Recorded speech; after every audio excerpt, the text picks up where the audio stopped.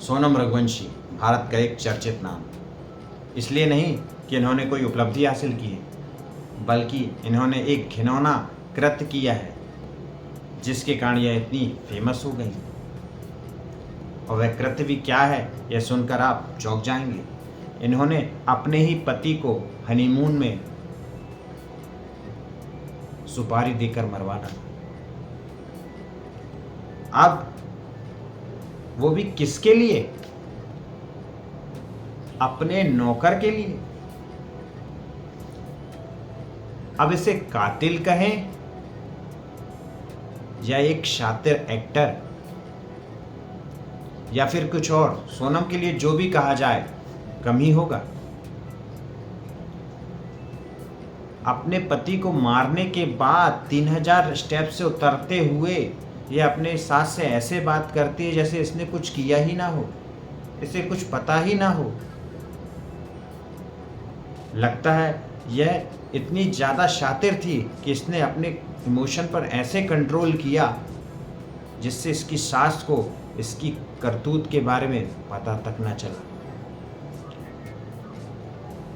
कि उसका बेटा अब इस दुनिया में नहीं है और वह जिस बहू से बात कर रही है उसने ही अपने पति की निर्मम हत्या करवा दी है।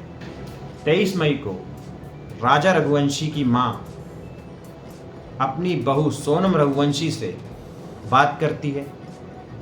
इसके कुछ देर बाद उनका मोबाइल बंद हो जाता है, राजा रघुवंशी का भी मोबाइल बंद हो जाता है। फिर दोनों गायब हो जाते हैं। लगभग एक हफ्ते तक इनका कोई पता नहीं चलता और 2 जून को राजा रघुवंशी की लाश मिलती है। मिसिंग रिपोर्ट मर्डर केस में तब्दील हो जाती है।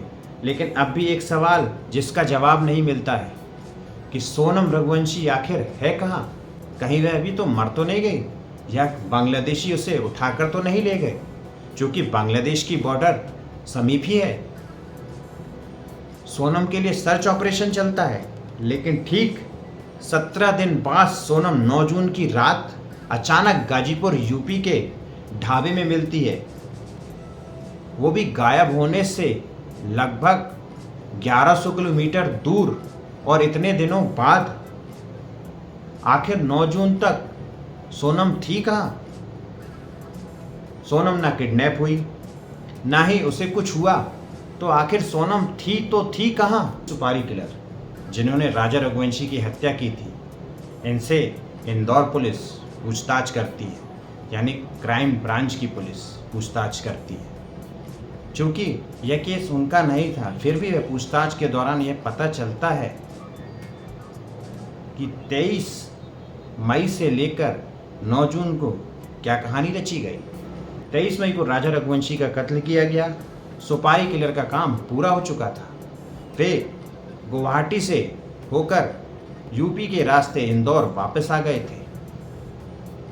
पर सोनम कहाँ थी? सोनम भी राजा के कत्ल के पश्चात 1:30 बजे सास से बात कर फिर शिलोंग से गुवाहाटी रवाना हुई और सड़क के रास्ते टाइम के अनुसार गुवाहाटी से ट्रेन से इंदौर के लिए रवाना हो गई। 25 मई 2025 को सोनम इंदौर से,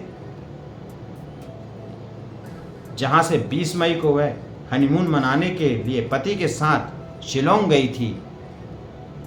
फर्क बस इतना था कि 25 मई तक राजा और सोनम की कहानी मीडिया में नहीं पहुंची थी, इसलिए सोनम बड़ी आसानी से इंदौर वापस आ गई। कहानी में ट्विस्ट जब आता है जब दोनों परिवार वाले लोगों को 3 दिन तक दोनों की कोई खबर नहीं लगती और 3 दिन बाद राजा रघुवंशी के भाई और सोनम का भाई गोविंद शिलोंग पहुंचते हैं। पुलिस में गुमशुदगी की रिपोर्ट दर्ज होती है, पुलिस कंप्लेन होती है, यूट्यूबर्स के थ्रू न्यूज़ वायरल होती है। वायरल होने के बाद यह न्यूज़ गृह मंत्री अमित शाह तक पहुंचती है।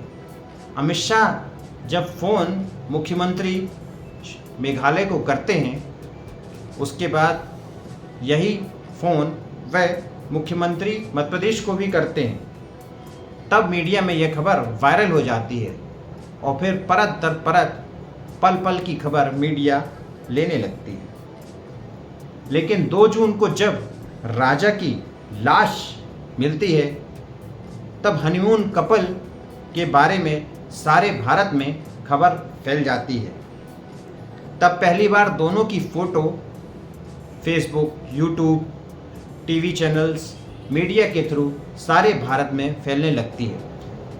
25 जून को सोनम इंदौर में राज कुशवाहा से मिलती है और राज सोनम को सोनम के परिवार और राजा के परिवार से दूर कहीं किसी मोहल्ले में अपने किसी परिचित के यहाँ, जो कि किराए का मकान था, उसमें वहाँ रहने लगता है। लेकिन वह सोनम को वहाँ छोड़कर वापस अपने घर पे आ जाता है और वहाँ से वह सोनम के परिवार में और राजा के परिवार में सोनम और राजा की तलाश के लिए जाता रहता है। यहाँ तक वह अपनी फैक्ट्री भी जाता है, जिससे परिवार किसी भी सदस्य को किसी भी प्रकार का कोई शक उस पर ना हो। लेकिन जैसे ही मीडिया में सुर्खियाँ बनी, सोनम और राज कुशवाहा दोनों डर जाते हैं और राज कुशवाहा या सोनम को डर लगता है कि अगर किसी ने सोनम को देख लिया तो फिर क्या होगा। इसके बाद इनका प्लान बी एक्टिवेट होता है और राज कुशवाहा अपने किसी परिचित ड्राइवर के थ्रू एक गाड़ी अरेंज करता है और उसमें सोनम को वहाँ से यूपी के लिए रवाना कर देता है। सोनम इंदौर से यूपी चली जाती है, जहाँ राज कुशवाहा का पुराना रिश्ता है, उसके रिश्तेदार, दोस्त आदि सब वहीं यूपी में ही रहते हैं। सोनम यूपी में वाराणसी में रहती है और वहाँ से अलग अलग जगह पर अपना ठिकाना बदलती रहती है, लेकिन वह वाराणसी यूपी में ही रही। इधर मेघालय पुलिस एसआईटी टीम का गठन करती है। मेघालय पुलिस की जहाँ बार बार बुराई हो रही होती है, इससे मेघालय पुलिस परेशान हो जाती है। लेकिन फिर इसके बाद जांच शुरू होती है, सीसीटीवी खंगाले जाते हैं और पुलिस का पहला शक राजा रघुवंशी की फेसबुक पोस्ट, जो कि 2:15 पर 23 मई को हुई थी, उसमें एक पोस्ट डाला गया और लिखा गया 7 जन्मों का साथ। जब राजा की फेसबुक चेक की गई तो उसमें देखा गया कि राजा तो हनीमून की पोस्ट सारी डालता रहा, जबकि सोनम ने एक भी पोस्ट नहीं डाली। क्योंकि ज़्यादातर देखा जाता है कि कपल जब भी हनीमून मनाने जाते हैं तो वह अपने पल पल की डिटेल अपने दोस्तों, कलीगों को देते रहते हैं, सोशल स्टेटस डालते रहते हैं, कभी इंस्टाग्राम पर, कभी फेसबुक पर, कभी यूट्यूब पर।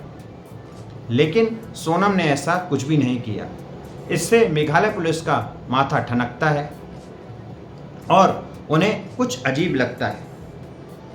2 जून को जब राजा की लाश मिलती है, फिर राजा और सोनम की कॉल डिटेल यानी CDR रिपोर्ट निकाली जाती है, जिसमें जब सोनम की कॉल डिटेल चेक की जाती है तो उसमें 2 नंबर रिश्तेदारों के अलावा, जिससे सोनम ज़्यादातर कनेक्ट रही, निकलते हैं। एक नंबर मेघालय में ही निकलता है, जो मेघालय में ही लोकेशन ट्रेस होती है, जबकि दूसरा नंबर इंदौर में ट्रेस होता है, जो कि राज कुशवाहा का होता है। तब आसपास की 42 लोकेशनों में सीसीटीवी खंगाली जाती है, तो उसमें एक क्राइम सीन से 6 किलोमीटर दूर एक रेनकोट मिलता है और स्कूटी तो पहले ही मिल चुकी थी। लाश के आसपास का सीसीटीवी खंगाला जाता है। चूँकि वहाँ पर खाई, जंगल और पहाड़ थे, क्राइम सीन से 10 किलोमीटर दूर सीसीटीवी में पुलिस को सोनम दिखाई देती है, साथ ही 3 और लोग दिखाई देते हैं। बात 23 मई दोपहर 2 से 3 बजे के बीच की है। पोस्टमार्टम के हिसाब से राजा रघुवंशी की मौत लगभग 12:30 बजे से 31 बजे के बीच हो गई थी, जो कि 23 मई का दिन था। अब पुलिस को शक यकीन में बदल चुका था कि सोनम और ये तीन लोग ही हैं जिन्होंने राजा का कत्ल किया है। और इसके बाद एक सीसीटीवी में सोनम और 3 लोग आसपास दिखाई देते हैं। 23 मई के वीडियो में सोनम 3 लोगों के आसपास नजर आती है। अब मोबाइल नंबर से जो सोनम से कनेक्ट था, उन दोनों नंबर का कनेक्शन इंदौर में मिलता है। अब पुलिस का शक यकीन में बदल जाता है। इसके बाद एक तीनों लोग एक साथ कहीं ना कहीं नजर आते हैं सीसीटीवी में। लेकिन 23 मई वाली वीडियो में सोनम तीनों के बिल्कुल पास में खड़ी नजर आती है, जिससे यह कंफर्म हो जाता है कि सोनम भी इनके साथ में मिली हुई है। और जब मोबाइल की लोकेशन निकाली जाती है तो उन दोनों का कनेक्शन इंदौर में मिलता है। तब मेघालय पुलिस इंदौर पुलिस से कनेक्ट करती है। मेघालय पुलिस के लिए अब मिसिंग पर्सन प्राइम सस्पेक्ट बन चुका था, यानी राजा के कत्ल में पुलिस को यकीन हो चला था कि इसमें सोनम का ही हाथ है। फिर इंदौर पुलिस ने राज कुशवाहा और तीनों सुपारी किलर को पकड़ा तो कहानी सारी पता चली।